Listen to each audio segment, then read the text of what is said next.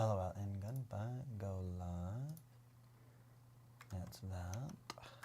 What up, my dudes? How we doing tonight? If you guys can hear me. I don't know if we're live or not. I really have no idea. Let me check. I don't know. Maybe. I think so. Oh, we are live. What up, dudes? You know, it tells me I'm live. I'm going to give me a second. I'm going to just do this real quick. But it tells me that I'm live, but I can't really tell if I'm alive or not. Like, it's kind of funny, kind of crazy. But tonight is going to be an exciting night. I mean, just a little, like, just a little bit. So if you guys can hear me, definitely let me know. Let me know in the comments if you guys can hear me, because that's a big deal for sure. Also, we have an exciting night ahead of us. What I want to do, I'm just doing something on my computer. I apologize. So what I want to do tonight is we're going to get a little nerdy when it comes to tuning your snowboard. So I even see a couple comments in the comment box over here in the corner talking about tired of wasting your money. So we definitely, Tyler, thank you so much, dude. Jono, thank you so much. Jono, what up, dog? How you doing? Hello. Nerdy Den Off-Road, what up, dog? How we doing tonight? Everybody, let me know how you guys are doing and if you're excited for this specific topic, because I'm really excited with the way that this works, if you're new to the live stream or not. So what we're going to do is we're going to hop in. I'm going to answer a couple questions. I'm going to say what's up to you guys. We're going to let a couple people jump in the mix, you know what I mean? And then what we're going to do is we're going to get into the little clinic down. You guys can't see it. There it is. I have like a snowboard right down there. We're going to just change the angle of the camera a little bit. We're going to go back there. I have a wireless microphone hooked up, so when I leave you guys, it should be all good. And then I'll also check my batteries. Yeah, let's check my batteries on this wireless charger. Oh yeah, we're cooking today, guys. So the point that I want to get across for today's video or like clinic is being able to give you guys a bit of an introduction into tuning your equipment and a couple different things that I like to do specifically for my style of riding. And now if you guys have any questions about your specific style of riding and when it comes to tuning your board, I definitely want to answer that. So I'm going to show you guys a couple of the tools that I have /use. I'm going to show you guys a couple of the tactics that I use on a brand new board versus maybe like a newer, a not so new board, and then a couple other tips and tricks that are going to help you guys. So this is somewhat of a beginner intermediate-ish guide. We're not going to go super technical, like crazy through the roof techie, but enough to give you guys an understanding on how I operate my board, how I design it, and for what application, as well as give you a starting point on what you guys, maybe if you want to do it yourself, get some equipment, those kind of things. So I definitely want to do that. If you guys are interested in picking up a sticker, I do have some stickers. I also should be delivering in the next couple days, and I'll be posting it probably by this time next week. I got a couple new stickers that are going to be coming out, which I'm really excited about. I'm stoked to get some new stickers. I'm working on redesigning my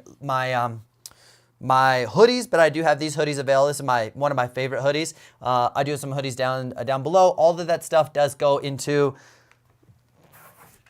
buying files and equipment and all those kind of things. So this was, I think with this equipment specifically, I think I paid like $120 in files. The thing is, yes, it's $120, and we'll get into this a little bit later, but $120 to help educate you guys, and then obviously I have the tools to maintain my stuff in the long run. I will save a lot of money by buying the tools, but all of the stuff that you guys helps me buy stuff like this to give back to you guys. I got some really amazing donations last week, so I wanted to take that money, put it towards equipment that's gonna help you. That's how this whole thing runs. So anybody doing donations, I'm gonna set up the link. I end up getting a bigger cut from this special link, and then you get this little thing that pops up on the screen, and it makes it like way more awesome. So I'm gonna set that up real quick, just in case. No pressure, no expectations. If anybody wants to donate or support the channel, this is a great way to do it, but no expectations. So if you guys have any specific questions already about if you guys have any specific questions already about edging, you can definitely pop them in right now. Type this out. Boom. I'm gonna do this real quick. Boom. Pinch. Cool. So let's say what's up to my dudes. We got a whole bunch of you guys in here. I want to say what's up. Ice cut file right there, dude. We be cutting ice and all sorts of other stuff I can't tell if there's a glare or not. Maybe it looks good. So we got Dirty Den, what up, dog? How we doing? James Davis, L Stackers in the house. We got Derek, what up, dog? How we doing?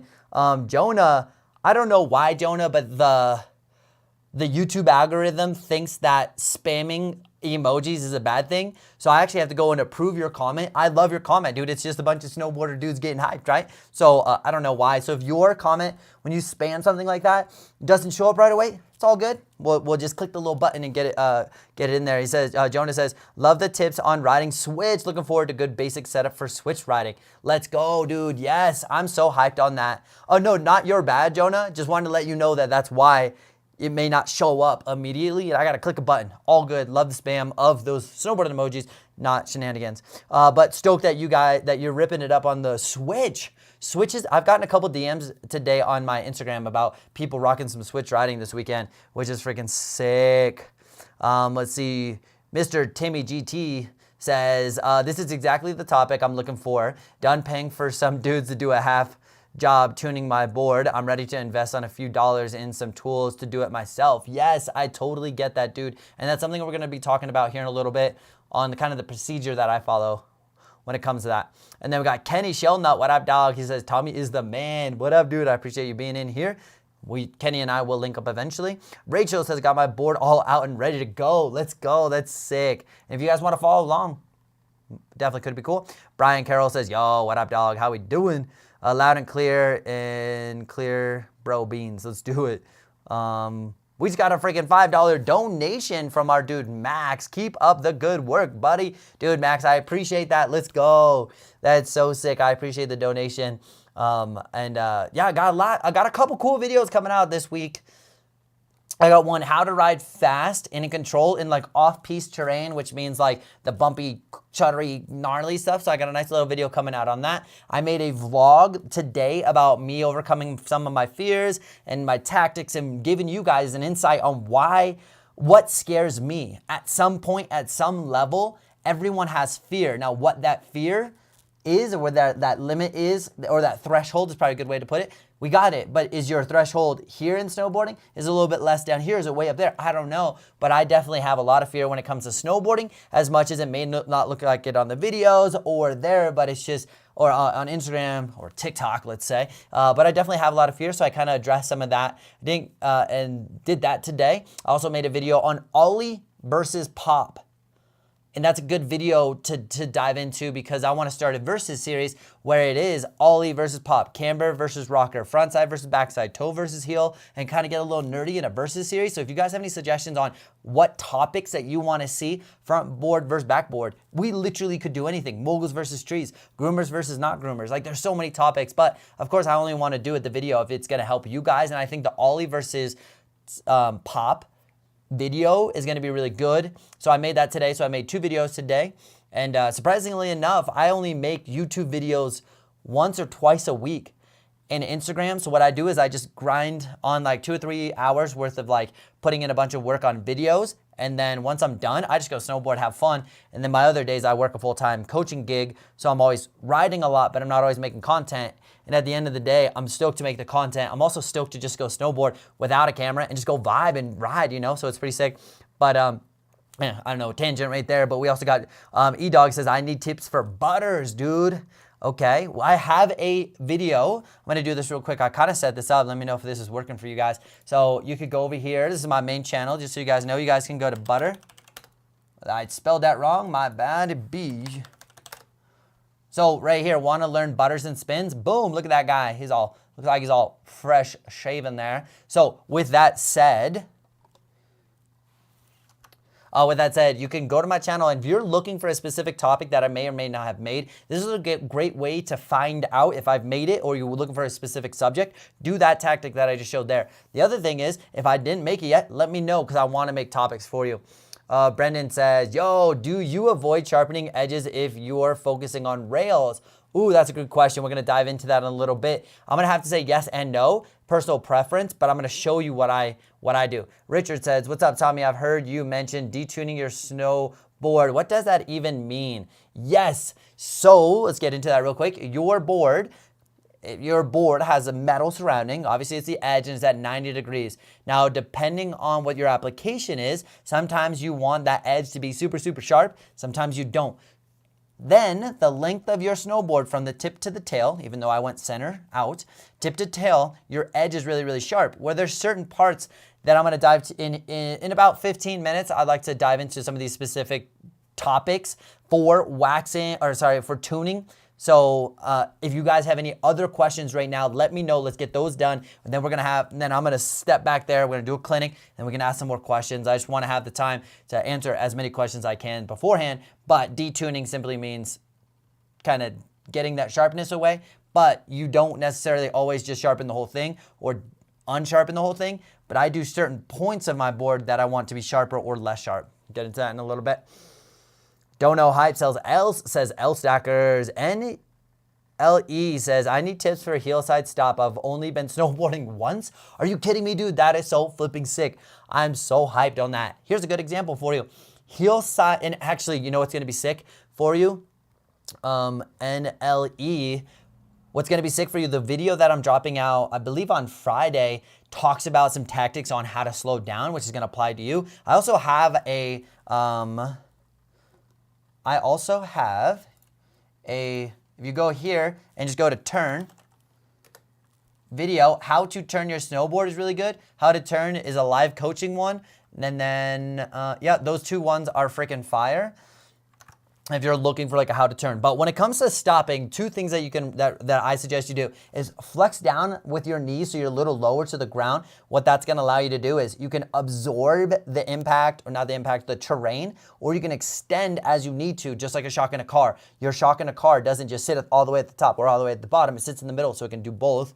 But in addition to that, you can lift up your toes to the top of your boots to create a higher tilt. That higher tilt increases your friction. Friction slows you down, so it's like putting your brake on. Boom. But for most times, you want to be very progressive. So I like progressively, meaning like I can be smooth. It can be smooth fast, but not just like this, right? You want to be like smooth fast to slow down or smooth slow to slow down. That's a big deal. Santana, what up, dog? How you doing, dude? Stoked to have you back in here.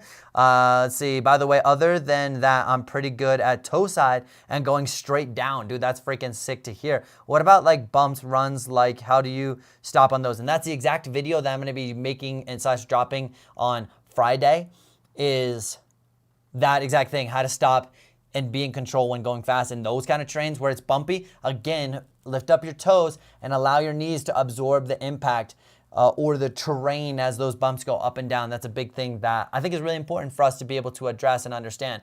Dash 921, hey man, I tried to take my girlfriend snowboarding. I got her carving on the bunny hill, but as soon as I took her on a green run next to her, she couldn't carve anymore. She says that she feels scared and she started to get frustrated. Do you have any ideas on how to help her be more confident? And that's actually such a big reality for anybody that is snowboarding, and especially on the beginner hill, there's the association, the mental side, and I'm going to talk about another subject here in a second. Came up with a new drill to help get new grabs and tweaks at home. Strap and lay on your back in a simulated riding stance. Then make a pop and jump movement practicing the stretch needed for grabs. Helped me get my first boned out indie around the knees. I'm hoping you guys can hear that. Let me know in the comments if you guys can hear that. Because if you can't hear it, then we're all really silent. But if you can hear that, that's a good thing. So I'm going to finish my statement, and then David, we're going to get to that. My statement was, that's a big deal when it goes from the association mentally of like beginner hill. It's safe. It's less intimidating. And I think that if there's any way while you're snowboarding with her to build her confidence, and it may be just grabbing her hands and holding on to her, helping her be in the position that she needs to, but then you could also dictate her body in ways to slow down, manage speed, and then you're there. So let's say she's about to fall, you save her life.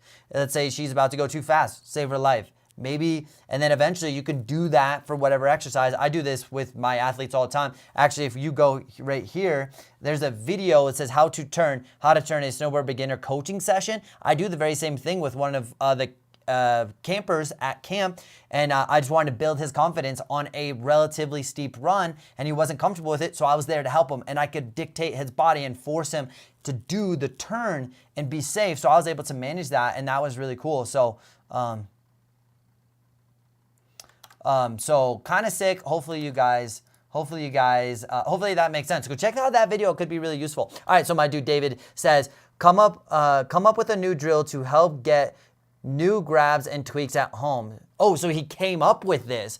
He says, strap in, lay on your back to simulate being in the air and make a pop or jump movement, and then practice stretching needed for the grabs. Helped me get my first boned out indie around the knee. Yes, I have. This is such a great idea. I personally have never done this at my house, but I do this all the time with athletes on the snow. Exactly what you said. You lay down and then you start to put your body in the position so you have a kinesthetic experience, body kinesthetic experience of, okay, I need to grab here. Oh, wow, I really got to reach for this. I really got to bring my knees in. I really got to grip and then rip. Whatever it is, that is such a good tactic. I do that tactic with nose grabs and tail grabs so you can understand independent flexion extension, which means I have to extend one leg down, and then as I bring the other leg up, it essentially like, here's my snowboard, it's a ginormous snowboard, but essentially I push this down, but then as I retract this, notice how much more vertical my board goes,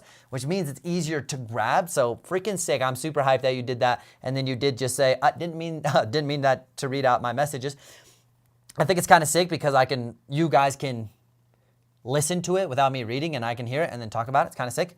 Jonah says creepy. Drew says, yeah, we could definitely hear that. Carving on a bunny hill. And also, when you were talking about carving with your girlfriend, I'm assuming you're talking about skidded turns, because carving on beginner hills is really hard. Carve is like when you slice the snow, skidded when you have more of a traditional turn. Let me know if we want to clarify that, but that's definitely a big deal. Siri boards. Yeah, dude, Siri's pretty gnarly. Jet says, yes, we can hear it, dude. Let's go. Didn't mean to Siri. I heard that. Garcia says, my board keeps catching when I turn from hillside to toe side. Any advice? I actually had this experience with somebody, too many concussions, I don't remember, but I had this experience the other day with somebody who was struggling. I think it was one of my athletes struggling with switch carving. And one of the things that you can do is while you're making your turn, so this is a C turn, as you go into the turn, you can sink down. So you're getting low. And then as you start to exit the turn, you want to stand up. And as you stand up, you actually unweight the snowboard, making the snowboard lighter. And as you make the snowboard lighter, all of a sudden going from this edge, you kind of up and weight, and then going to that edge becomes a lot easier. So up and weighting or extending at the edge change can make turns like that a lot easier. So I definitely want you to exaggerate it at first, get low during the turn and stand up, feel that on a weight and see if that helps. That really, really helped with one of my athletes. Like I said the other day, we were practicing hillside, toe side switch carves and being able to not die through that transition. Jake said, Jake, try stopping and then switch and then do it again without stopping. Not sure what you guys are saying because I jumped in the wrong conversation. Any tips for riding down switch? Yes. Make sure you're in a strong body position and that you're balanced or about 60% of weight on your front foot.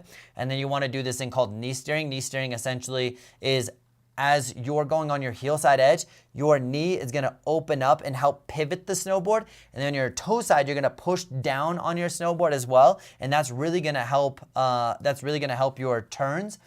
Well, when it comes to switch, being able to get them responsive. If you're super far in the back seat, it's really hard to make those turns. But a nice visual example for you is if we go over to this screen right here, the top one, improving your switch riding, is a intermediate guide. So I talk about turns and knee steering. If you're looking for a specific video, the second video, I talk about knee steering specifically. It's pretty awesome. And then once you've kind of understood that concept, then you can go to the second video, which is on top, the beginner and intermediate guide. That one's pretty fire as well. And it gives you a lot of exercises that you can do to help you become more awesome.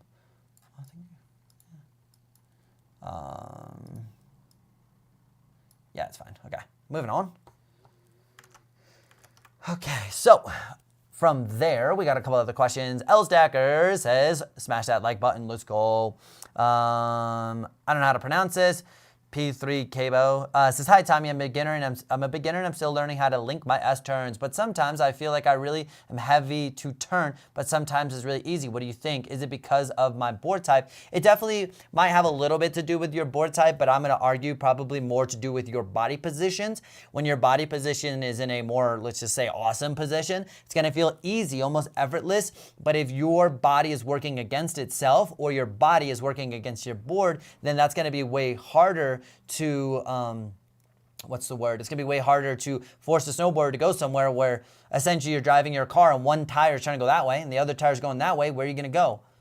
Right? It's kind of a gamble. But if both tires go the same way, then we're going the same way essentially. So what I really want you to do is think about your lead shoulder is in an anticipatory position, especially for turning. As I'm going on my toe side turn, let's say I'm making a turn down towards you guys, I want my shoulder to turn in about 15 to 20 degrees and then allow my body and board all to go the same direction. What traditionally happens is I'm trying to make this turn towards you. My lower body's going that way, then my upper body's going the opposite way. So then my snowboard is trying to go this way, my upper body's going this way, now I've contradicted. So anticipatory turn, what you can do is, I do have a sick video right here. How to turn. That video is super nerdy. That video is super nerdy. If you're looking for a video, that one is freaking awesome. I'm super hyped on that one. Let's see what else we got on here, my dudes. Oh my gosh, there's a lot of you dudes in here. I'm freaking excited. So I'm gonna answer just a couple more questions. I wanna dive into this clinic about actually doing our edges, and then we're gonna ask, then you're gonna ask me more questions so that we can get as much nerd out here as possible. So let me ask a couple more questions and then we're gonna get nerdy. Ty says, riding for the first time next week, plan on figuring out riding switch plus some basics of anything I should practice. I'm assuming it's the first time for this year.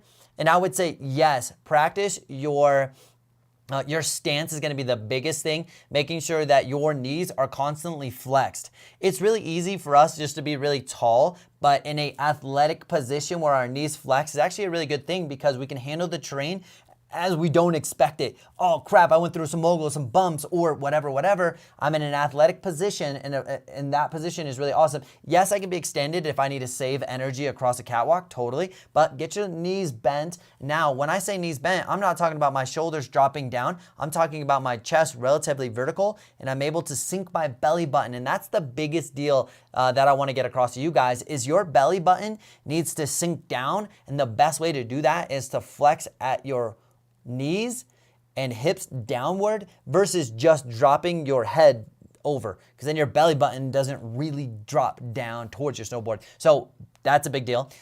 Shoulder anticipatory position, I was talking about being able, other things to work on, switch, but I'm not talking about switch turns that are like super wide across the mountain. Yes, do those, but then can you do quick turns that are like still across the mountain but not so wide? You're not taking as much real estate up. And then can you make those turns a little bit longer? And I'm saying instead of having it like this C-turn, you're going down like that. And then Max just spoiled it for me. I am a flipping huge fan when it comes to motocross, supercross. I love it. I'm a big fan. And Max just dropped a $2 donation. Thanks, dog.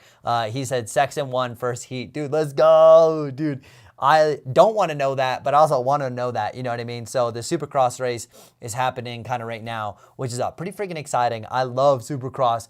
I dirt bike a bunch in the summer. I don't know if you guys know that. I love it. So sick. If there's anybody else who's hyped and you want to join a fantasy league, DM me on Instagram. Come join the league. We got some spots open. Okay, we got Ark says, went snowboarding for the first time this weekend, but I was having issues with being able to skid turns. I would carve and then I have to almost stop. Yes, so when you're carving your snowboard, or here's the thing, what you're doing is both feet are either lifting up really aggressively and creating tilt equally, or you're pushing down on the board, and what ends up happening is you're slicing the snow because you're pushing down equally. Now that's a great skill down the road. For now, that's not an awesome skill because you want to be able to essentially smear peanut butter with your snowboard. So imagine the ground is peanut butter, and so you're gonna have about 60% of your weight on your front foot, and then your back foot essentially is helping smear. Ideally, you start with your front foot to initiate the turn, and then you can manage how much you smear with your back foot. But smearing concept is so good versus slicing your sandwich in half. If you're slicing, it's harder to control, especially if you're new. But if you are a beginner, the skidding is a big deal. So I'm gonna try to do my best real quick. Base. Step 3. Yeah, I don't know who that guy is. So, okay, that's not it. Just give me 1 second. I'm trying to find. So in this video here, I couldn't find the exact spot, but in this video here, like this, if you notice that my board is able to smear on the snow and I'm not set dead on that. So let's watch that again. Look at this little, so my board is able to smear the peanut butter and then once again smear the peanut butter. And that is a big deal. So if you're looking for a really sick video on how to, turn, that thing is freaking awesome. So I hope those little words were able to help a lot. Rusty Nail Rider says, easy made me do small squats while riding, force you to have equal weight on both feet, rear foot, changed my weight distribution quickly. Rusty Nail Riders was actually in town and he rode with one of my good buddies who makes videos with me and stuff. Haven't seen him in a minute, but he's pretty awesome. But that's sick. That is such a good way. Another good exercise for you is to flex down, stand up, flex down, maybe shift a little forward, shift a little back and extend and be able to increase your diversity. MD, I think it says skids are necessary always. Can't always carve hard. Yeah, 100%. There's definitely applications where you need to be able to skid. There's a lot of applications where you could skid, but would benefit more from carving. For sure. Nightbot, thank you. Climate. Santana says, I like spreading peanut butter on bread. Don't tear the bread, hence don't catch an edge. Tips for board. Ooh, I want to do a whole video on how not to die on a snowboard. Literally, that's what I want to call it. And talking about being able to manage your pressure on your edge so you don't catch an edge, a couple rules, a couple thought processes. So definitely want to do that. So I'm actually going to do this clinic real quick. So let's go ahead and shift this over. So what I think I just need to spend probably about, I don't know, let's call it 17 to 18 seconds breaking my computer and breaking my chair and everything. But so I want to run into this clinic real quick. I'm going to raise this bad boy. I think I had it down lower because I thought that was better, but I don't think it is. I know that's my face. And then I'm going to kind of scoot this guy down just a little bit. Oh yeah, look at those sick arm. There we go. Just like that. And then you guys are going to see a little bit of the studio just so you guys can see what's going on. I'm assuming that you guys can still hear me. My computer says yes, so you can still hear me. It's focused on me, right? Yeah, it's focused on me. I don't know how to turn this thing down, but I'm going to scoot a little closer. Scoot a little closer just so you guys can see me. I don't know what's up with this. Should I turn this off? I can hold it down and unbrighten this bad boy. It's going to get bright. That's not it. Okay, hold on. I'm blowing it. Okay, we're going to get really bright. And then we're going to kind of turn it down. That's really bright, and then we're going to turn it down. I don't know. Maybe it was necessary, maybe it wasn't necessary. I'm going to grab my computer so I could chat with the dudes, chat with all of you guys, and then we're going to discuss some of the tools. So here we got here. Now, down below in the bottom of this video, I feel like this is still really freaking bright. I think it's freaking bright, mate. Okay, so in the bottom of this description of this video, yeah, it just looks so darn bright. All right, so in the bottom of this video, I have done some affiliate links to Amazon. No extra cost to you guys, but I end up getting like 3% of whatever you buy. You don't have to buy it there. I don't care. I just wanted to be able to make it super convenient, super easy for you guys to get some of the products that I got. There's a couple products that if I miss anything, let me know. But I'll definitely want to know.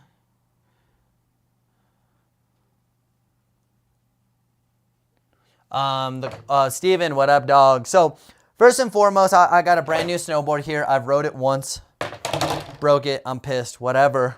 But the first thing I want to dive into is what I specifically do when it comes to getting a brand new snowboard. When I get a brand new snowboard, it doesn't matter if it's a Burton, it doesn't matter. I have this sick Academy snowboard back here.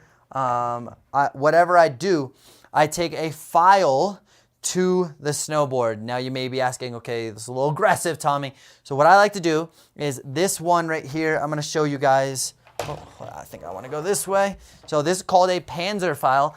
You guys can see this thing has some really aggressive, oh, there we go, has really aggressive teeth. This is an aggressive file, so you have to be very, very cautious when using this bad boy because this is designed to pull a lot of edge off. Now, let's say that you've been hitting rails and you took a file and you took the whole entire edge off. Well, this file will help get that edge back, but you have to be very cautious. So the first thing that I do is I take this aggressive file or I take a medium aggressive file, which I have here, and I'm going to detune the tip and tails of my snowboard. And I'll tell you why here in a second. The first thing that I'm going to do is I flip my snowboard over on a flat surface. Now I have a camber board so you guys can see that there is space underneath here. If I pulled out my phone, that there's going to be light shining between. And this is actually a really sick tactic, is get a light, shine it in underneath.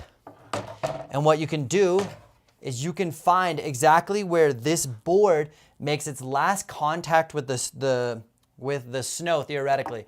So as it's here, we're going to argue that it's probably right about here. I'll take a marker and I'll mark this exact spot of the last point that it touches the snow. Now, once I've done that, I'm going to take this file. Now, be very specific. You're going to go from that mark to the tip of the board. Don't go that way. Don't go to the center. You're going from this point right here and you're going to go upwards. What happens is out of the box, this snowboard has sharp edges that runs all the way to the tip of the board. Now what ends up happening is as you're making a turn, we're making an aggressive turn here.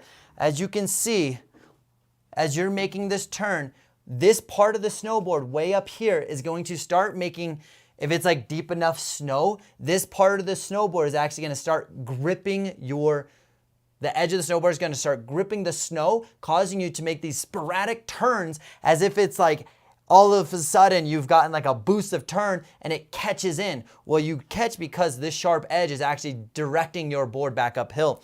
The other thing that can happen is if you get in here, your board will force you to turn and you get in this thing called an edge lock where your board is turning even though me, are starting to dictate the board in a different direction, but your board is physically stuck on edge and you can't release it. What you can do is detune the tip and tail. Again, I do this for every single board, whether I'm a carver, whether I'm a park rat, whatever it is, this is what I do. So I take my file at a 45-degree angle and I make this round, relatively round. You could take a lot off, but you don't want to jeopardize the integrity. So I just file a little bit. I'm going to do a little bit, but it's really nasty on the audio and I don't want to wreck your life. I don't want to wreck your life. So I'll do like 45 degree and these files are directional. So I'm going to turn this boy around. Yeah, it's annoying. I know it's loud. So that's what I do. I go from here, 45-degree angle, and I round it here. Now, you may be asking, okay, sick, but how do I know if I've done too much or I haven't done enough? Well, there's a cool little tactic that you guys can implement, and it might be a little hard to see on this camera, but you take your fingernail and you run it at the edge, and it will actually pull off a little bit of your nail. Now, if I were to do this up here, it takes off a lot of my nail, also indicating how sharp it is, right? I can also test how sharp it is throughout the board by this technique, by just seeing how much nail is coming off. But then as I do that here, a lot comes off. As I do it here, nothing is coming off, and I feel pretty good about it. That's my personal take when it comes to detuning. You guys, somebody asked me earlier, Tommy, what do you do for detuning? I detune the tip and tail every single time I get a snowboard, both the heel side, the toe side, the nose, and the tail. I do that every single time. Does that make sense to you guys?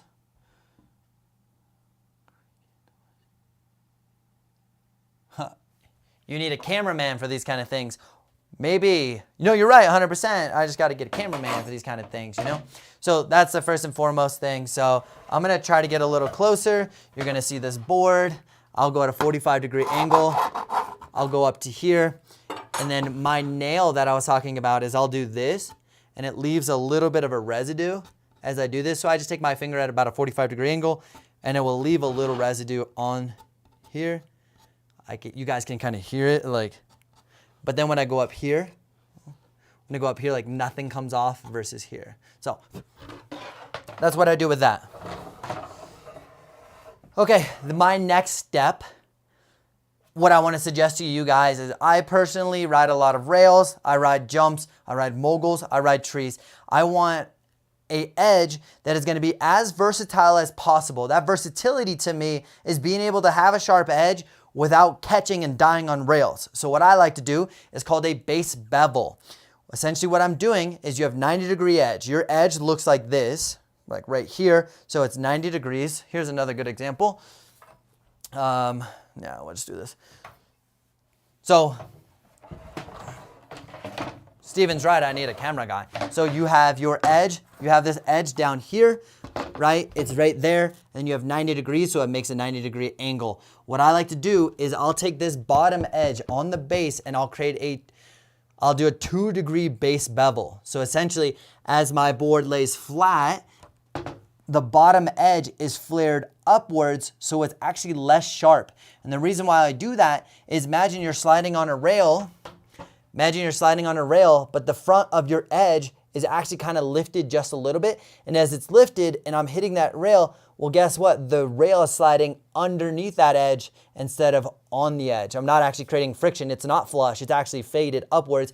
So I do a 2-degree base bevel. A base bevel is a game changer because you could have a sharp edge without having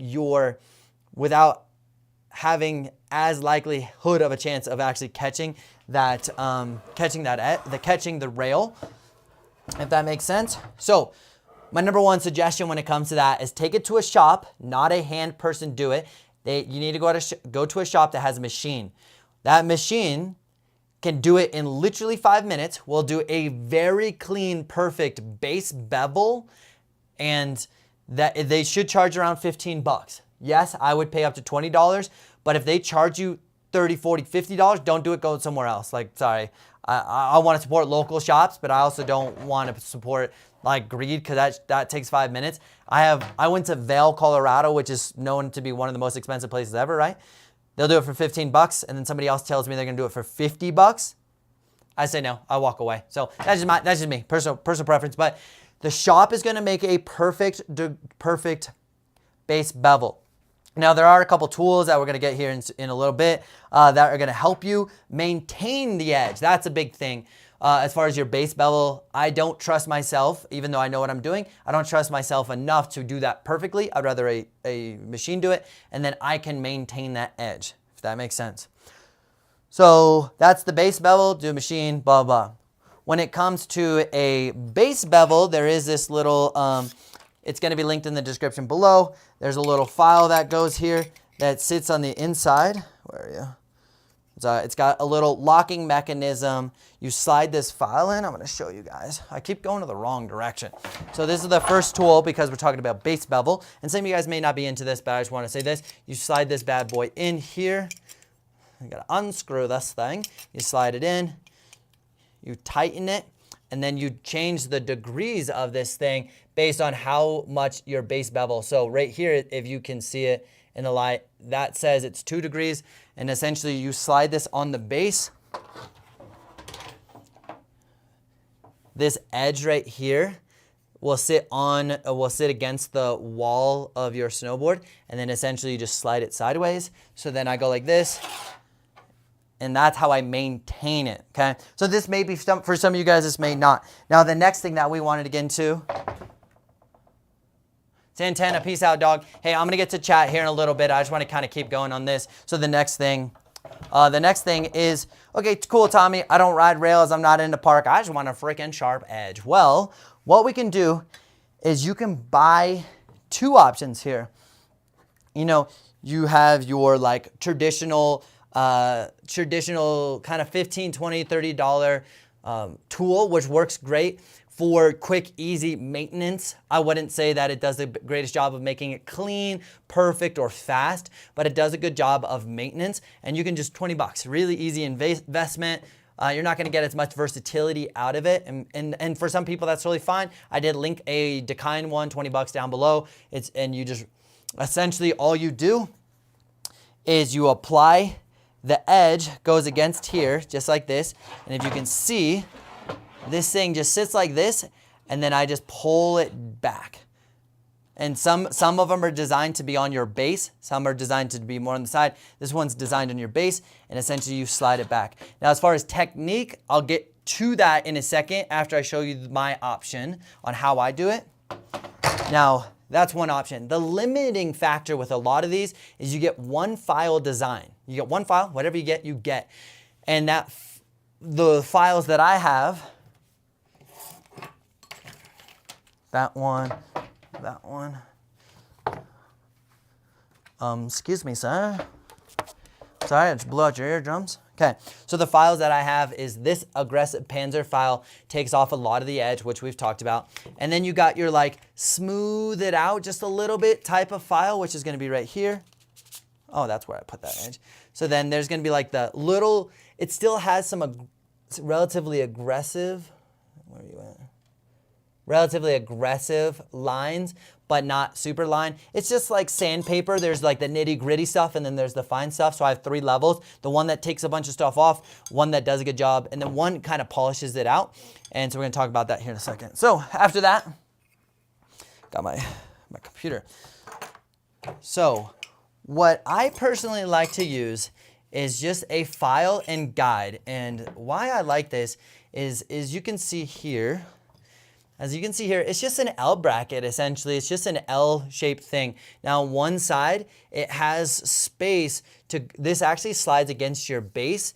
And then, this side actually slides against the base. You can see all the wax from like previous. So that slides against the base, and then your file sits against it.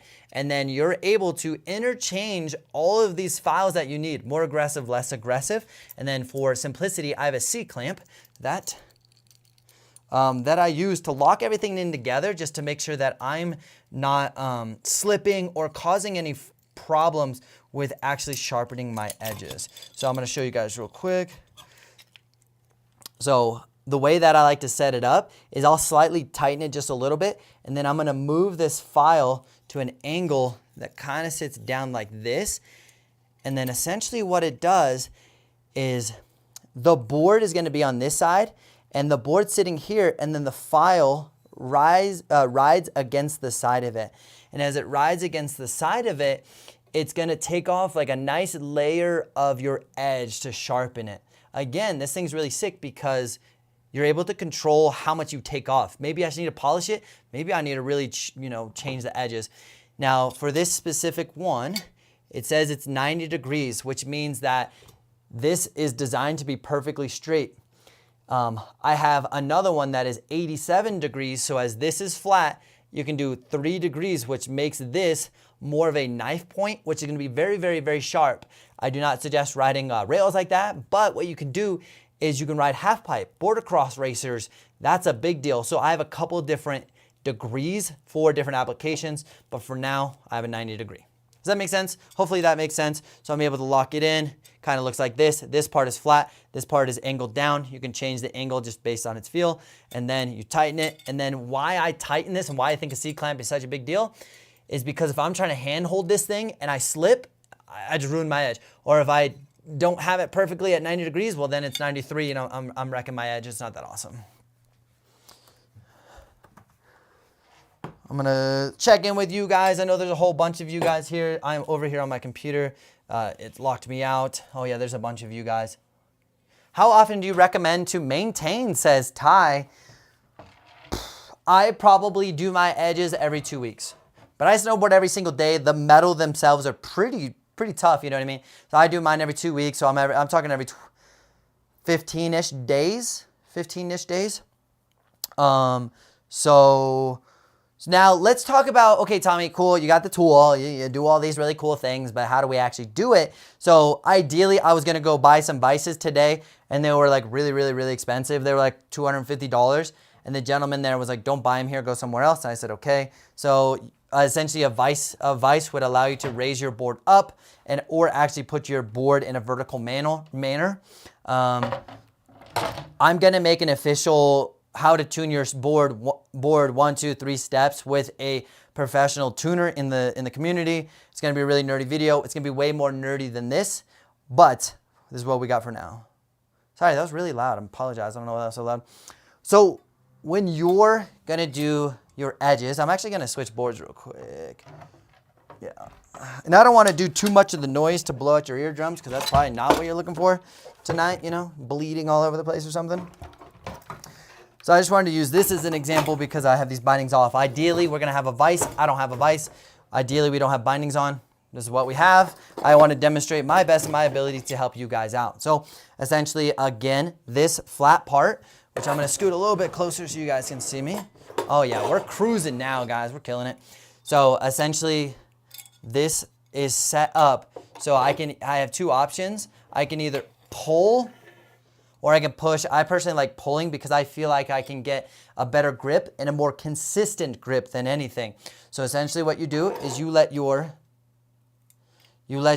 flat part of this mechanism or either of them, the mechanism, and you slide it towards you, and you'll start to hear or even see or even feel all of the edge starting to come off. Now, what I recommend you guys do is it's called the 5, 4, 3, 2, 1. Essentially, you break this up into 5 sections of your snowboard. So I'm gonna focus on 1/5 of the edge. We'll just call this the 5th of the edge. So 1/5 of the edge here. I'm gonna do a few passes. 1, 2, 3. Now I have this 5th of the edge. Now I'm gonna do the same thing, and I'm gonna go. And as I'm holding onto this thing, I'm applying pressure, about 50% pressure downward, but I'm pulling about 60 to 70% towards the edge so that I'm actually like linking, letting this thing sit in the corner perfectly. If I just push down, I may finagle it. And if I only push in, I may finagle it. So I want to push in the corner, essentially trying to make sure that this file is there. So boom. And okay, so I got a 5th here and a 5th here. So I'll do the 5th, and I'll do that all the way up, about 2 to 3 passes, depending on what it needs. Now after that, I'll put this into 4ths. And that was more like a half, but I'll put this into 4ths. Then I'll put this whole thing into a 1/3. And then I'm gonna put this thing into like half the board. And I'll get a couple halves. And then I'm gonna start doing full and full. The reason why you guys want to do the 4, 3, 2, 1 tactic is as you do a 4th, as soon as you stop, you make a little bit of a nick right where it stops. So then when you go from a 5th to a 4th, you eliminate that stopping point because you've gone further, right? And then you go to a 1/3, you eliminate that again. You go to a half, you eliminate that. And as half, I only have 1 stopping point, so 1 little nick right here at half. And then as I do those full passes, I eliminate that so that my edge is as smooth as possible. And then as you're doing that first 5th, take your nail and do that little thing and see how it feels. Go across from the front or the tip to the tail of your board and being able to evaluate, okay, does it feel relatively close? For a used board, this board has been on a bunch of rails. My toe side is gonna feel different than my heels. Underneath the feet is gonna feel different than the outside of my bindings. So make sure you're trying to get that as consistent as possible. So 5, 4, 3, 2, 1 tactic. You can do that with this bad boy as well. Like I said, I linked one down below. Same thing, less customizable than that. We talked about base bevel. I do that at a shop. And with that shop, I'll do like a 2-degree base bevel, and sometimes I'll keep it 90, sometimes I'll do a 2-degree. Let them do the first initial grind so that they get it perfectly, and then you just take this. And if you're doing more of a maintenance, I would do like a 3, 2, 1 tactic, depending on how flipping sharp you want these to be. If you want to just give a little bit of a touch up, then do like 3 passes with this from like a 1, as we call it. So from tip to tail, do like a 1. Now remember, if you're sharpening this bad boy, you may need to detune these again. I'm going to jump into chat real quick because I've been talking for about 14 hours, and I want to see if I missed any of your guys' question. Jed says it's 3 a.m. I should be asleep, but Tommy is sick. Dude, yo, dog, I appreciate that so flipping much. I'm going to unplug this bad boy, and we're going to do this. Tommy, you the man. Dude, Rifle Life, what up, dog? Scratch says, Dream. Eduardo says, can you over sharpen your edges and ruin it? There's two things about that. You can essentially change the angle if you're not paying attention. So instead of being 90-90 or the 2 degrees and 90, you can change that because you've done too much. Your base bevel, you got to be careful because if you do too much, then you'll compromise the connection between the base and the plastic, and the plastic could actually start to delam. Now, as far as doing the side wall, as we call it, doing to the side of the side of the snowboard, you can overdo it. If you get that edge to go too thin, then your edge is too thin, and now it's going to fracture, break, pop out, blow up. So yes, you can overdo it. When I do my board, I'll get the shop to do it, and when I want to maintain it, I'll do about 3 to 5 passes just to clean it up. Another tactic that you guys can use is if you just have burrs on your edges, you can just take a gummy stone and do this and smooth it out. We also have some stones, which you have some stones that are more like a polisher that you can get some of that stuff out as well. Great question. Sick bro, glad you're here. What up, dog? Will says, Tommy, do you need to detune the board with 3TB bases, Italian and lobster? That is a great question. Theoretically, no. Theoretically, let me ask you this more importantly, what is your application? If you're riding rails, but you want sharp edges, I would say no in general, because theoretically you have your base is faded up, not just your edge, but your actual base is faded up, and that should essentially allow you not to catch an edge. So I would say not really. I probably wouldn't, to be honest. Let's see. Jetty Nuttall says, I've never improved so much in such a short space of time since watching Tommy and Napton, both mega nerds. Let's go. Dude, I was supposed to link up with Napton a couple weeks ago, and the weather was bad, so we didn't. But I saw him on the hill the other day. I should send him a message. I should send him a message and do that. That'd be sick.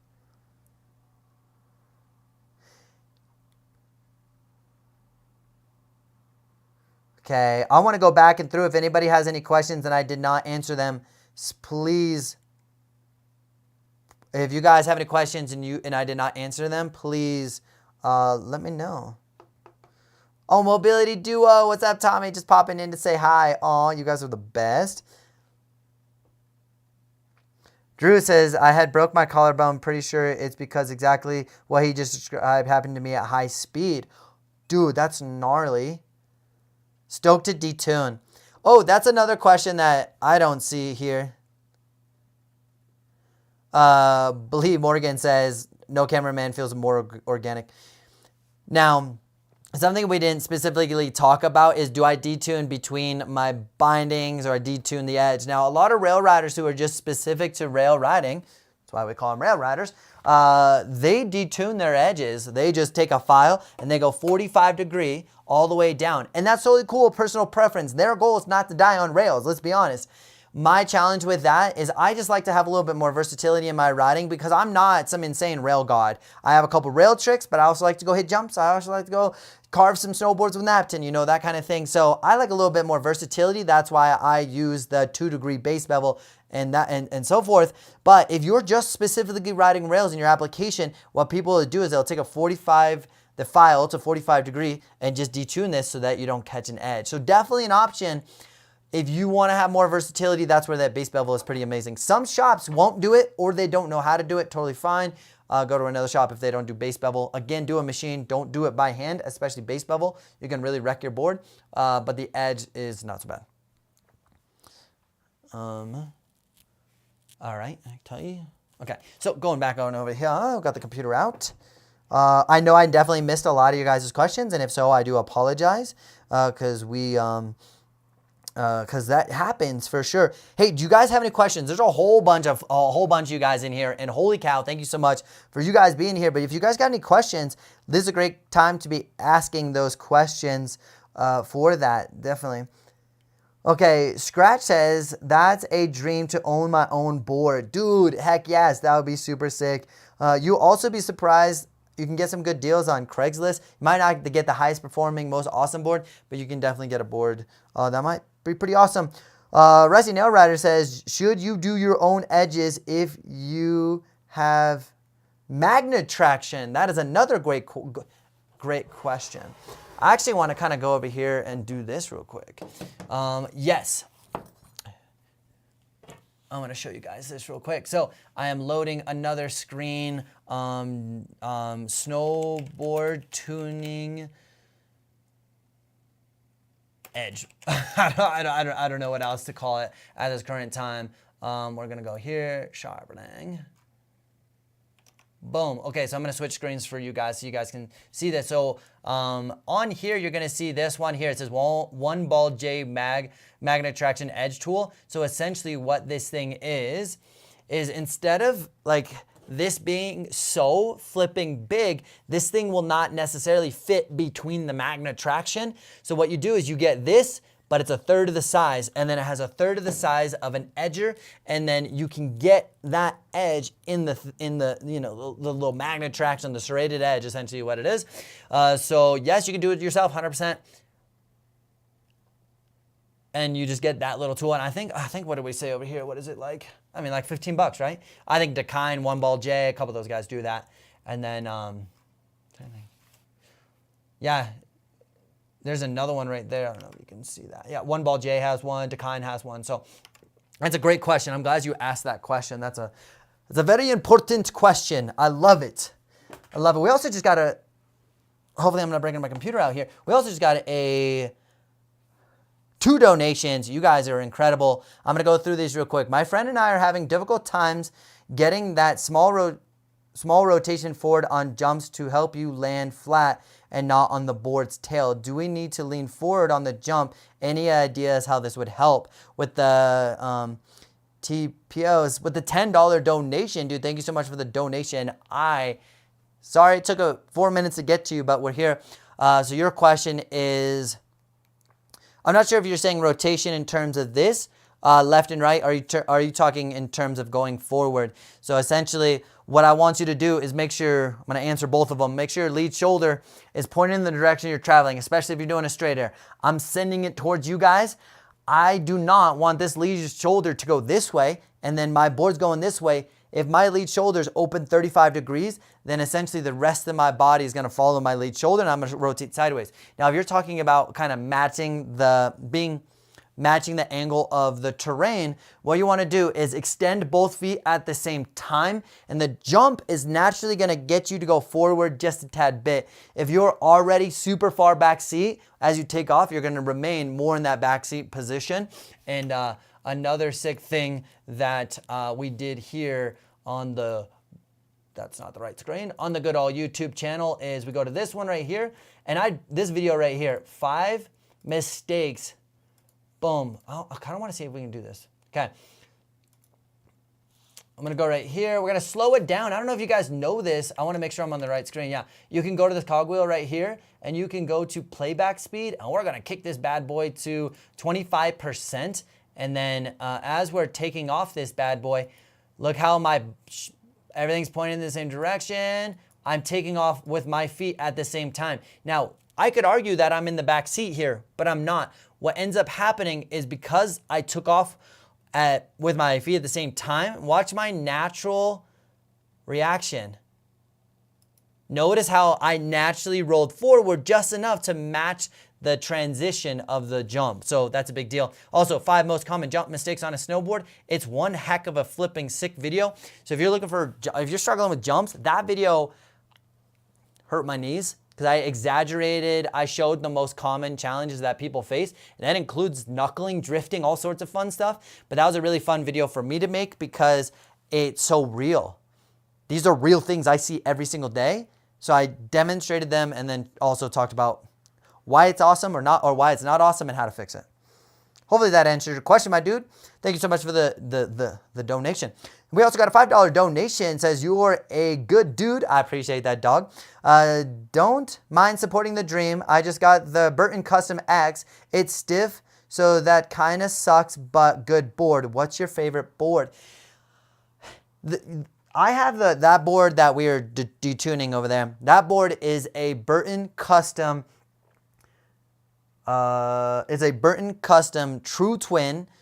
So most Burton Customs are directional, so that's a True Twin. Not necessarily a park board, but more of a park board. It rides switch just as good as regular. Symmetrical, not good, but symmetrical. That board stiff. I personally love traditional camber boards. Now, what you're going to need to do is you got to own the snowboard. You got to tell that snowboard what to do. Hey, have you ridden any of the 3D spoon nose boards like Jones is putting out? Impressions? I'm going to get to that in one hot second because I want to talk about that. But I'm going to go back to Jose's question with a $5 donation. That I traditionally love camber boards. Oh, you got to own this bad boy, man. So essentially is when you're alling, you got to really retract your lead knee, pressure that board and get that snap out of it. Because if you're able to put the energy into the board, that board is going to reciprocate and bring that energy back. So when I ollie on that snowboard, I can ollie massive because I can put a lot of energy into it and then snap back. It's freaking sick. Couple of cuppas for Dawboy. You guys are amazing. So that's sick. I do like the Burton Custom. I do like the Academy Proper Camber. Proper Camber has a less aggressive camber. And it's a lot more playful, but if you guys want to check that video out, I have another video. Just type in board review or type in Academy. I have a board review on that. This is a lot more playful of a camber snowboard. And I have another board review that I'm going to be doing here shortly as well. I feel like sitting down. Let me know if you... want to make sure I'm not knocking anything over. Dude, it's kind of sick. Kind of the vibe, dude. Look at this little shining of my snowboard in the back. It's a little beat up. I rode this thing at summer camp. It's a little beat up right now, but we're doing good. So we also had Gordon, my dude. Oh, I shipped that stuff out. Wow. What? But he asked, hey, have you ever ridden any of the 3D spoon nose like Boris Jones is putting out impressions? I actually have not, but I totally get the concept is, theoretically being able to distribute the snow across and be able to help float and keep the nose up, I'm assuming. I actually have not been on I have not been on that snowboard.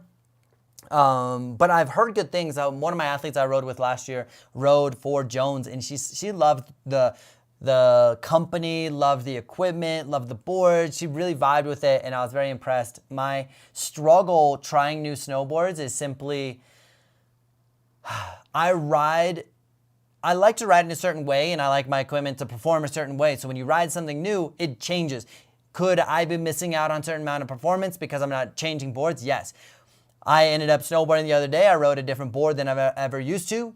I broke the flip off because it rode different and I used it as I traditionally would, and I actually did a 180, and as I did a 180, I tried to pop and I caught the tip of the snowboard in the snow and it flung me and smashed me on the ground so hard. So I have a hard time demoing boards. I know somebody like Board Archive, the dude's freaking sick. He rides new snowboards all the time. What I don't want to do is ride new snowboards and try to get used to it, and then get a new snowboard and try to get used to it. Get a new snowboard and try to get used to it. I just want to go vibe. I just want to go ride. So unfortunately, I do not have experiences with those kind of snowboards. So sorry. Thank you so much for the $20 donation. Hope I didn't disappoint you. I probably didn't give you an answer. So apologize for that. And then John Roman with the $10 donation saying a couple of cups for the boy. We're struggling out here a little bit. Dude, thank you so much for the $10 donation. I appreciate you guys using that link and everybody who has donated. Does anybody have any other questions about specific edging? JT says, I hit a rail with my front edge and it's just the metal is broken. Is it worth fixing or no big deal? Great question. So depending on how bad it is. So essentially once you've bent in the edge to a point, if you try to bend that back out, it's gonna fracture or break. If It's going to fracture, it's going to break, it could be really bad. You can try to get it fixed, and if somebody fixes it, they can replace that edge, they can drill it, but ultimately you compromise that edge. Now, I'm not sure how bad yours is. It could just be minor. A lot of these snowboards just naturally have cracked edges that are not a big deal until they become a big deal. I'll show you something I did the other day, and it makes me want to cry, and I don't want to tell you about it, but I'm going to tell you about it anyways. So this is what I did the other day.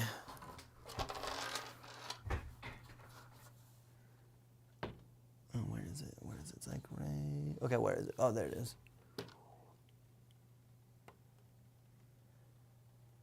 Yeah, how about that thing? Oh. So with that said right there, that specific example, brand new snowboard. I rode it 2 days. I paid for it too. So that bad boy, what ended up happening is that thing is bent so far in that if I try to pull that edge out, it's going to break. If I have them cut the plastic out or the PTEX out or the base material out and replace it, eventually it's going to break. It's just going to break. So that board to me is trashed. What ends up happening, and which could be really bad, and I started the $5 donation. I'm going to get to that in one hot second. And we just got another $5 donation. You guys are insane. What ends up happening is, imagine that you got a perfect edge and that edge breaks, and then it has two separate edges that look like this. When they become slightly recessed or one is higher than the other, you can get away with it for a while until you create enough friction where that literally gets ripped out. And that friction traditionally comes from ice. That ice is going to create a lot of friction, and you're just digging into the ice. The ice is pulling that thing out, and it has enough friction or resistance to be able to like separate it. And then that separates a little bit more, and eventually what could happen is it's going to pull that whole edge out. And I don't want to ride that thing because that pulling of the edge out is going to happen in Colorado going off of a jump, because that's really where it becomes firm-ish is, man-made snow off of a jump or something. I don't want to be flying through the air, have my edge blow out and me get wrecked. So I won't ride that snowboard. But again, I don't know how bad yours is. T says, from one Tommy to another, timer. Thank you so much for answering my question. Hopefully this weekend we can land flat with the terrain. And yeah, like parallel terrain to terrain. To watch that video, dude, you might be hyped. Rusty Nail Rider says, just curious, all good. Yeah, I wish I had a better answer for you. I feel bad. Eduardo says, yikes, right?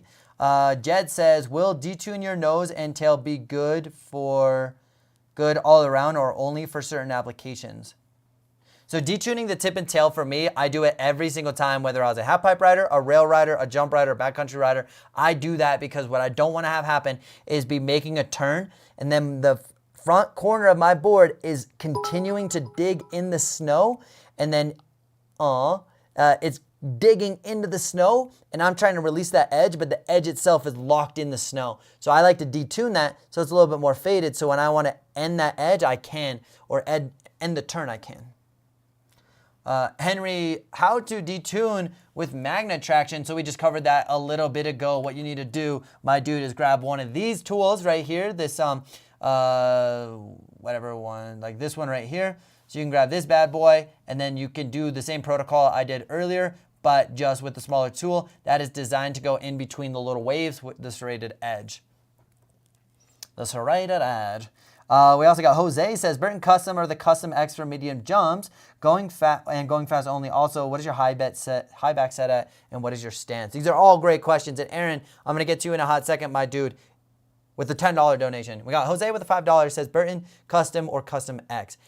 I personally like the Burton Custom. Personally, the X to me is just a little bit too much for me. And it's really good going fast. And when you start to go into those large jumps, that's where I like the traditional camper board. Also, what is my high back set at? I have 0 high back angle. I have 0. So essentially the way I like to ride and the way I like to roll is if I have my boot, this is the high back angle. We'll call this the high back. This is my boot, the back of the boot. Let's say that I'm on a rail and I accidentally go too far this way. Well, if my high back or forward lean, let's say, is here, and I accidentally put a little bit of pressure, it's going to create a response. And that response is good in certain situations, but for me, I like to be able to ride a rail and have a little bit more leniency where my boot, I can flex a little forward without response, I can flex a little back without response, without the board actually causing me to slip out and fall. Very park specific kind of tactic. If you're riding half pipe, you could put forward lean on. If you're carving like a Baus forward lean, but I still carve pretty darn good. Not like hunched over, you know. But I've seen that with a with a high back angle. So the other question that you had was what's your stance? Stance is 15-15, so positive 15 in the front, negative 15 in the back with a 21.5 inch wide stance, 21.5 because it's reference point, so it's dead center of the board, especially for my height. I am 5'5" at 135 pounds, so I'm dead center of the board, and then I'm symmetrical because I want the feeling of riding switch and regular to be the same, not this foot feels like it has more rotation. This foot feels like it's a little hindered and kind of a little bit more resistance because I'm not duck-footed. I like to be symmetrical. So hopefully that helped my dude. And Aaron, here's some cheddar biscuits for replacing my board, my dude. Hoping to hear you on the Bombhole podcast sometime. That would be insane, dude. Those guys, I love that. I love what they do. I love what they're about. They have amazing guests on there. Who knows? Maybe we get the dough. What? Yo, Bryce, dude, when are we going to hang out? It's the week of the 18th, dude. Saturday? Question mark? What are we doing? Let's hang out, dude. Bryce, thank you so much. And, dude, I appreciate the $20 donation. You have my number. Text me. Let's go ride. So we're going to make a collaboration, just so you guys know. We're going to make a collab video with Bryce. It's going to be freaking sick. I'm super hyped, dude. I appreciate you hopping in, dude. Let's go. That's so freaking wild, man. That's wild. No question. Just donation with a link. Appreciate it. George says, how do I start doing 360s on bigger jumps, not just side hits? Ooh, actually, that's a great question for you, my dude. That's actually a great question. I am looking up a sick video. I'm going to switch screens over. So I'm looking through this playlist right here. There's so many videos that you guys probably don't even know that I have because all summer long, I kept making videos. All summer long, I made a whole bunch of videos. It wasn't getting a lot of views, but I wasn't doing it for the views. I was doing it for the library to be able to refer back to. So every week I was like, okay, what do I want to do? Beginner tricks. Boom, here's a sick one on the left-hand side. I don't know if you can see my cursor or not, but that one's pretty fire. But here's a good one. Oh, look at my glasses. Oh my God, this is so sick. Okay, here's a good one. Oh, I'm slowed down. Oh yeah, we're slowed down, guys. That's so awkward. Because I was like, this guy looks weird. Okay, so I had Glassix this summer. I got LASIK eye surgery.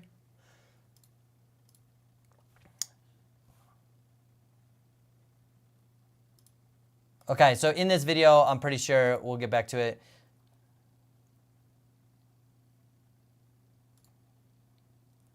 Yep, so that video right there that I'm looking at is I take it from a small jump to a medium large jump, and that video is really sick. I would definitely check out that video. So it's the how to 360 on a snowboard right here. How to 360 on a snowboard. I also have a couple other ones. Ooh, this one's really good too. Number one secret to landing more snowboard tricks. That one's fire, by the way. Dude, I got so many videos in here. Dope. All right, sorry, that was weird. That was awkward, just going through the library of videos. That's weird. There's a lot of them. I'm going to go back to more questions here. What do we got? David says, what camera do you use to film your videos? That is a great question. I use the GoPro 9. I love the GoPro 9. It's actually almost perfect. I was going to say almost amazing. It's almost perfect. With the GoPro 9, the battery is improved. The front-facing camera is fire, surprisingly. And then traditionally I shoot in linear mode, so it doesn't have that fisheye traditional GoPro look, because I want it to look not like a GoPro look. So it does really good. Has great audio. I added the audio mic, media mod to it. Fire, worth the money. At first I didn't think so. Later, definitely worth the money. GoPro. And then on this, I have a Nikon Z6 with a 2.8 24 to 70 millimeter lens. Fire. I want to get some new lenses for this thing eventually, but it's hard to take out a big beefy mirrorless camera because it's like it's sick. it's just like not, I like the run and gun, like, oh, we're going to go over here, we're going to go over here, versus like set up a shot, make it perfect. Set up a shot, make it perfect. But I contradict myself because I'm going to be making a video soon about, with me and my buddy who has a red camera. We're going to shoot 4K at 120. We're going to slow it down. We're going to make an artsy cinematic, like carving, like slow motion fire, and then like spraying snow, like kind of more just artsy side of things. But I think it's going to be a sick video. What is the best angle? Since Pembas, Sherpa says, what is the best angles? It is based on your application of what you want. I personally like symmetrical duck stance for both riding switch, regular, freestyle oriented. If you're trying to be more carvy, you can definitely be positive or 0 or positive or 3 or positive. I do have a video on that as well, but I do that. What's up? SRY, I got broke off and couldn't ride today. Did get the hoodie though. Catch up with ya after. Jackson. I only cried for about a month after you sent that, but I'm glad to hear you're okay. I checked in on you after I saw your Instagram post, and I was like, dude, you're in the hospital? What are you doing? So we were supposed to link up, and Sean ended up taking a little bit of a digger. It's up to him to tell you. Legally, I can't, actually, which is kind of funny. But I'm sorry you got broke off, dude, but we're going to make it happen. We got a couple more. Tuesdays are the best day. I've been just grinding on film from like 9 a.m. to about 1 o'clock, and then from 1 to 3, I just go ride. So we can ride in the morning, ride in the afternoon, whatever we want to do, but get healthy first and foremost. All that stuff is, us riding is going to happen once you healthy. And I appreciate the donation, dude. Let's go. Eric. What's the key to being able to just turn fluidly rather than just turning until you shed almost all of your speed before being comfortable turning again? Is this just a speed fear issue? Thanks in advance. Sorry, I rudely interrupted because I got excited. Sorry, Karen. Is it just a speed/fear issue? Being able to, okay. Okay, so here's an interesting concept that I talk about a little bit, but probably need to make better content or more content about it. So let's say we have a C-turn.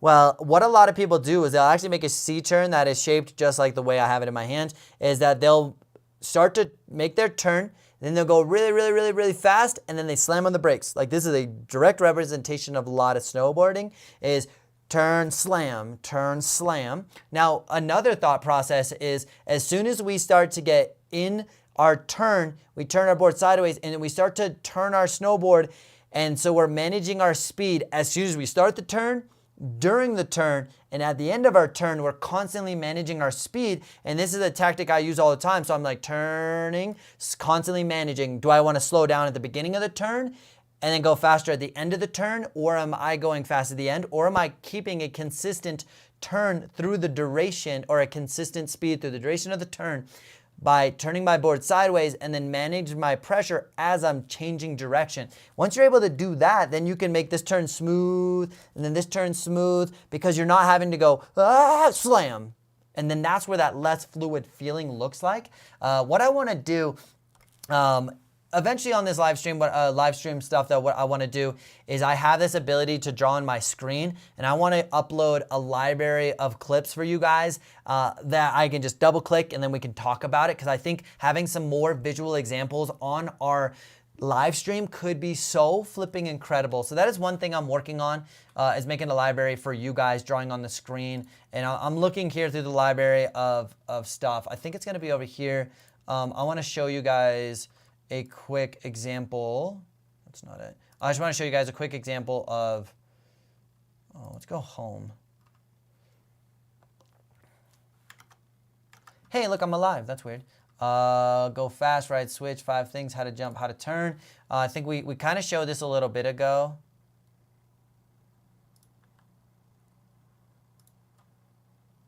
So as you, hopefully you guys can see me, right? I'm just gonna check over here.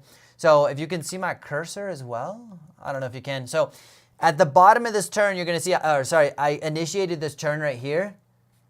And as I initiate the turn, I can start managing my speed. Look, I'm already turning. I'm already skidding my board sideways. I'm managing my speed, manage my speed, manage my speed. Now I can go across the fall line. I don't need to slam on the brakes even more because I've controlled the speed earlier. And then again, I'm controlling the speed here in the intro. And then when it comes to this intro part, smooth. Oh, here's a good one. Ooh, let's watch this. So I'm making this turn. I'm able to make a nice smooth turn. Start managing my pressure right there. I'm not even into the bottom of the turn yet. I'm managing my pressure. Then I add more, make another turn, just smooth, control, smooth, control. Does that make sense? I hope I'm not beating this like thing down. This is such a cool topic to me, is that I'm able to like start it smooth, and I specifically slam on the brakes to throw snow up, try to make it look cool, and then dive into the next turn. That's a big deal. Sorry, I probably talked about that way too long.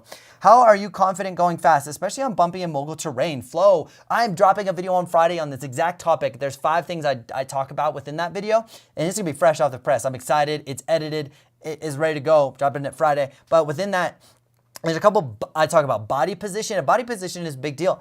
Are you super tall and extended, so when you hit a bump, you're just getting flown around? Or are you small and being able to absorb that? Are you working your body, working with your board or against your board? Are you keeping your eyes up and your chest up and looking in the direction you're going? A lot of us tend to look at our feet and see what the heck's going underneath us, but we can't. We got to keep our eyes up going over here, as if we're driving a car going 70 miles an hour. I can't look at the little pebble on the road or else I'm wrecked. I got to look, whatever, 50, 100 feet in front of me to like anticipate that turn. As I'm going on the turn, I'm not looking down. I'm looking through the turn on a car. Same thing applies on our snowboard. Keeping our chest up, eyes up, game changer. Those, I have some more visual examples when it comes to that as well.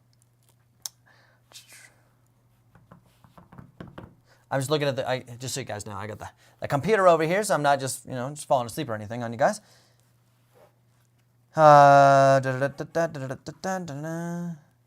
Okay, L Stackers, great question. He says, boas or laces? Dude, I'm such a boa fan, simply because I've been snowboarding for so long that I just want to be as efficient as possible of like getting in and getting out. I want to put my boots on, a couple ratchets, leave. I don't want to spend time tying my boots. I personally don't. I don't want to tie my boots and then do all that. I just want to go snowboard. And when I'm done snowboarding, I just want to be done snowboarding. I just want to go snowboard. You know what I mean? So I'm not a big fan of laces, but I do like boa. I've never had a problem with them, by the way. Andrew says Andrew, what up, dog? How we doing? Says Copper Mountain up. What up, dog? How you doing? Copper's flipping sick, by the way. Matthew says, Wheeler, use a tired and gibbet. Yes, that is true. Slam on the brakes and throw up snow. I love that move. Says Rifle Life, dude, so fun. You bah, so good. Flo says, oh my God, boa is so OP. Dude, I back Thanks that. for all the nerd, my dude. Aw, dude. Arc Video, thank you so much, dude, for the $5 donation. And heck yes, Arc also donated a helmet that we gave away last week. I would like to do another giveaway. I'm not going to promise one next week. I have a couple items. I have a couple items that I'm waiting to get approved if I can give them away. But I got a couple things, and I got some cool things in the work. I also have a life-changing thing hopefully happening soon. Got a brand deal and a couple other deals that I'm in the works on. I'm just kind of hyped on it. Can't really talk about it until it's a thing. But once it's the thing, hopefully it could be sick. And if it happens, this whole thing, a lot of things are going to change. And what's cool about it is it's going to benefit you guys, because that's the goal, is to make you guys more awesome. Art, thanks for the $5 donation. Brands, how'd you get that name though? That's sick though. He says stiff or flexi. I'm a big fan of a stiff board because I want it to handle whatever I throw at it. If I'm mobbing down the mountain, I want it to be stable, and I feel like I'm in control going fast. So that's another thing we didn't talk about is boards, but hybrid board, or not hybrids. What am I saying? Camber boards are freaking sick because you're stable and you're able to go fast. But when they're stiff, you can put a lot of pressure into them, specifically camber, and then get that like snap back. Whew, it is a beautiful time. So like 1 to 10. I'm a big fan of like 7. Stiffness of 7. Brands. Oh yeah, got that. Zeke says, Breck OP, hope to see you out there. Dude, Zeke, what up, dog? Sorry, I'm LASIK eye surgery, not worth it, right? Lies, just kidding. Okay, would you base bevel a hybrid board? Hybrid, I would. I personally would. Because at what point are you riding a rail? I might be riding the rail over here. Might be riding the rail over towards the heels, or sorry, towards the nose, towards the tails. And I would base bevel. I would, personally. Then Zeke says, Breck is OP. Dude, I want to go. I think I'm going to go there on Saturday. I actually just want to go ride Breck. and hit their jumps. I haven't hit their jumps since they opened. I want to go hit their park. I want to go vibe. It sounds fun. I think I'm going to go Saturday. What about flat boards? I'm not a fan of flat boards because they can be soft, and if they're not camber, they don't get the pop, so I feel like they're kind of dead. But people who like nose press, tail press are really jibby, like them. I personally like to be able to go jib rail, but then also go hit like a jump and have that camber to hold me down. Personal preference. Eric says, not trying to chaff Tommy out. Anyone here know how he's controlling the speed through the turn? I feel like I'm gaining speed too much trying to initiate the turn before I can use my edge. Eric, on this video, on this video that we were just watching, the how to turn video, I do talk about that specifically with knee steering. So knee steering essentially allows you to get your board to go sideways earlier so that you can manage that speed sooner. If you're just making a turn and it takes you a long time to actually get your board across the fall line to manage that speed, it just takes too long. Knee steering is a game changer. So that video we watched, this how to turn video, talks about knee steering. Knee steering essentially is using your tires in the front of your car to turn, right? You're able to get a very good amount of response. It's versatile, meaning you can go 5 miles an hour, 100 miles an hour. That tactic works very well. So knee steering is a big deal, and it allows you to control that speed. So watch that video and listen for knee steering. Also, if you watch the how to ride switch video, the first one, it's like a year old. I talk about that a lot in there. Knee steering is a game changer. I'd love for you to watch that video and get some visual demonstrations. I also give you some exercises within those videos to practice. Sean Roman says, just ordered the Donic Aloha. Dude, my dude's like custom model. I don't want to call it a pro model. I don't know what it is. He is pro, but we don't just call pro model. We don't just give people pro models unless you earn them. So his Aloha, is it a pro model? It might be because he's actually a pro snowboarder for the U.S. team, which is sick. But we're talking about my buddy, Senna Leith. We made a 36-minute long nerdy waxing video. He's a professional border cross racer who rides for Donic, and he has a sick board. So Sean Roman, dude, that's flippin' sick. Diego, what up, dog? He says, I want to see a black diamond or double black diamond run by you and how you manage those runs. Ooh, I kind of talk, this video on Friday, I talk about how to go fast in like off-piste and bumpy terrain. I do go really fast through some of that terrain. So I agree. I love that stuff, dude. I love that stuff so much. Tommy says, I don't know why I found it easier to stop on my heels than my toes.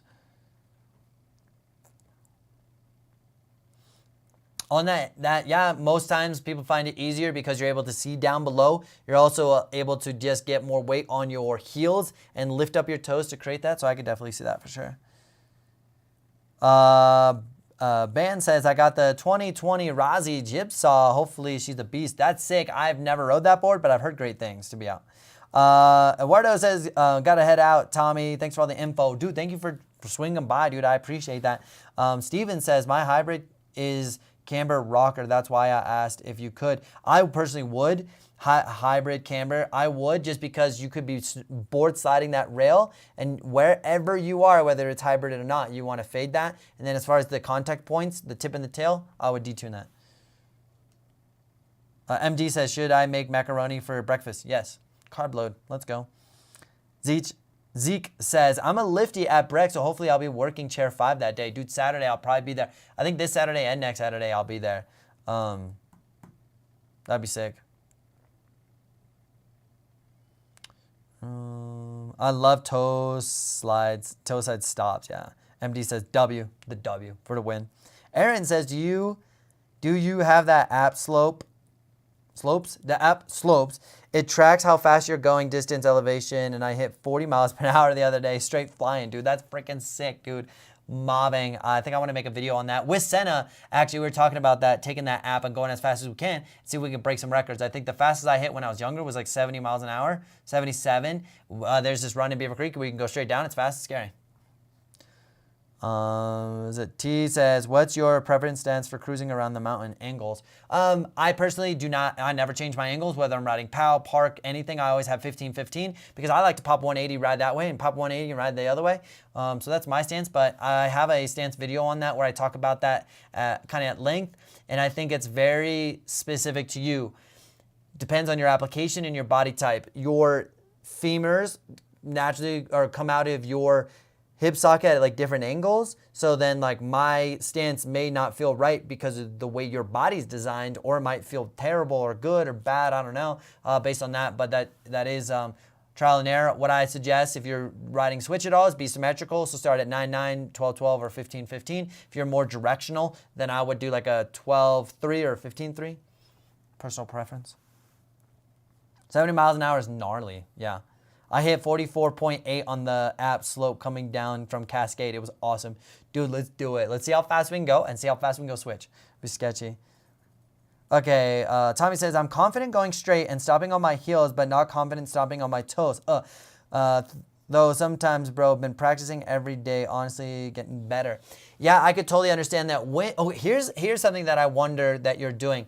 I'm going to try to scoot back a little bit without knocking anything over. What can happen a lot of times, so let's say that you guys are downhill and I make a hillside stop. I'm in this nice strong position, my knees are bent, I'm in a stacked position. But if I'm going this way and all of a sudden I'm like scared, I almost push my backside out and then I'm like here, well look at this difference of this position. This position is not sick, I'm all here. So what you want to think about doing is as you're stopping, you're pushing your hips forward, you're pushing your knees over your toes, so you're almost stopping in this athletic position. You guys can't see it, but my heels are raised, which creates a higher tilt. The higher tilt essentially creates edge angle. The higher your tilt, the faster you stop. So that's something that in this video as well, I start talking about how to stop on your toe side edge. So if you could see this one right here, it says like, oh no, sorry about that. I don't know why you're, oh yeah, that's weird. Oh, what? You're a dingus. All right, that's good enough, huh? Good enough. Okay, how to turn your snowboard beginner guide / product review. This one I do talk about stopping on your toe sides. This video's fire, guys. I'll probably make a 2.0, but not yet. Well, what do we got here? Okay. Hey guys, I'm going to end that there. My freaking throat is getting pretty sore. You guys have been incredible. We're popping off on these live streams, dudes. I'm like extremely thankful for the opportunity to connect with you guys, to get to know you guys, because the guys that are here like all the time coming in, I know your name. I start to know your story. I get to hear about your questions. I can tell if you're a freestyle guy or you're not into freestyle, and I want to be able to have that versatility in my content for you. You're a freestyle part dude. If you're not, you want to rip some turns, whatever it is, I want to create that content for you guys. So I'm stoked that you guys were able to hang out with me tonight. That was freaking awesome. I got an app in the works.